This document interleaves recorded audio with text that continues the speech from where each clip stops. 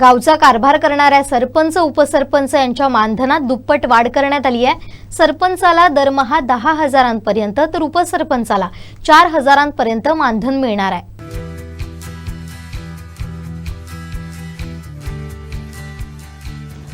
महाराष्ट्रातील सरपंच आणि उपसरपंच यांच्यासाठी एक मोठा आणि महत्त्वाचा निर्णय महायुती सरकारने घेतलाय।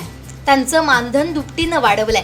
या निर्णयानुसार आता सरपंचांना ग्रामपंचायतीच्या लोकसंख्येच्या वर्गवारीनुसार 6,000 ते 10,000 रुपये, तर उपसरपंचांना 2,000 ते 4,000 रुपये दरमहा इतकं मानधन मिळेल। सध्या सरपंचांना 3,000 पासून ते 5,000 रुपये इतकं मानधन मिळतं, तर उपसरपंचांना दरमहा 1,000 ते 2,000 रुपयांपर्यंत मानधन मिळतं। महाराष्ट्रातील 28,813 ग्रामपंचायतींच्या सरपंच आणि उपसरपंचांना या मानधन वाढीचा लाभ मिळेल।